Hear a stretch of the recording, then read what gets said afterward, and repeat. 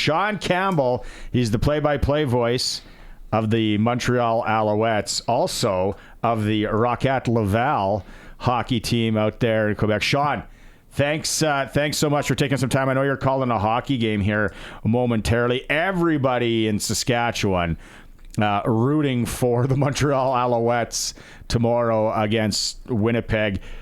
Big question is, what do you think they do? What does Montreal do as far as they're dressing everybody? Does everyone play?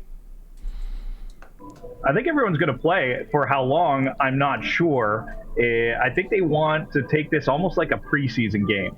Get Cody Fajardo out there with the number one offense, have 2 good series.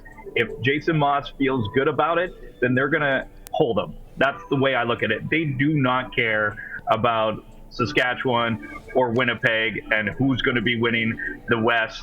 They really don't. They care about themselves and feeling good about themselves. Because the Alouettes, of course, we know that they started so strong, but of late, it's been a bit of a struggle offensively for this team to find that groove. Fajardo spent some time with his family, didn't practice, played only half last week. They do have the bye week coming up. So I think about it, the Owls are going to think of a preseason game. If they struggle the first 2 drives, they might stay in for the whole first half. But I don't expect them to play the whole game at all. What do you think is the reason for the struggles as of late? What do you pinpoint there? Well, there's a couple injuries to the receiving core, 100%. You sign Austin Mack, plays 1 game, gets hurt, has to wait, comes back. It's going to sit, doesn't do the Vancouver. So finding chemistry there, I think that took a while. Julian Grant was out. We know the injury to Phil Pott has changed things. So trying to figure out that chemistry with the receivers. The Alouettes are one of the more dangerous teams to go downfield, and that's how they really change games. Look, big plays across the CFL. They're the best. They have the most 30-yard receptions, and they give up the least. So the second half of the season, defenses just said, we're not letting you throw downfield. There just wasn't there. Double covered almost every single time. 2 safeties staying back out there. So they have to find another way to find consistency with their drives. If you look in the first half, second down conversions were upwards of 55%. They're under 50% now. So those are a couple things that are slowing them down offensively. Hey, Sean, so last year at this time, it's like a 180-degree turn. The Montreal Alouettes were playing meaningful football because they had to survive for their playoff lives. They end up winning the Grey Cup. This year, they've been in first place so long. We chatted about this on the show yesterday with Glenn Suter.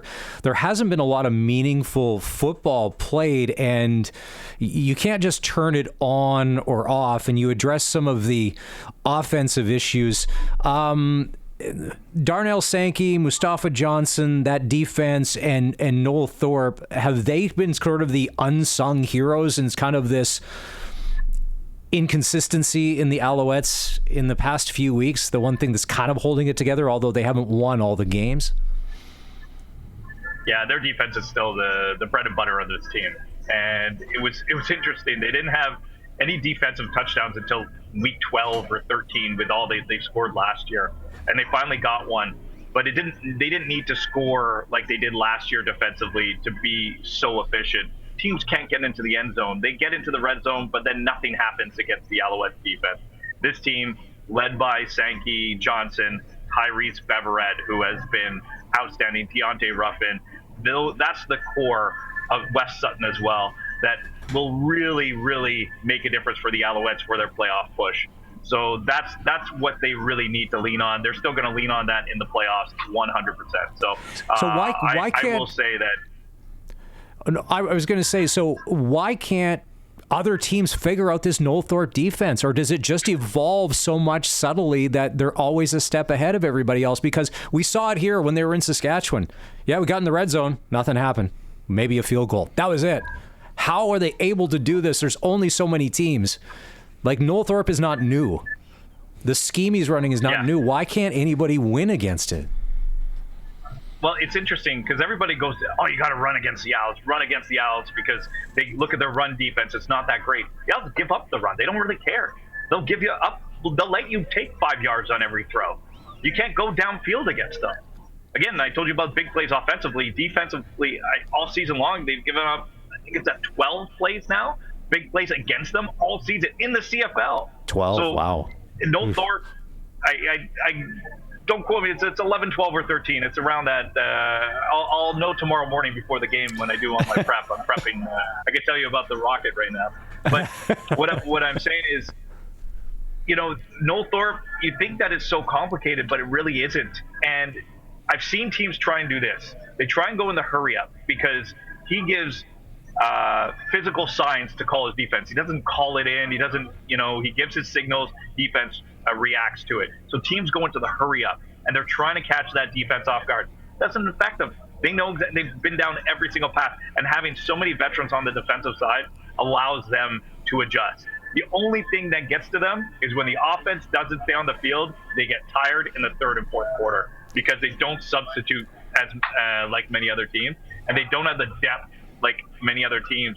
When I'm getting my depth chart and getting ready, some teams like the BC Lions have 12, 13 backups on defense, where the Alouettes are, you got one extra linebacker, one extra defensive lineman, maybe two, and a couple extra DBs. That's about it. So it's really their starters that do everything.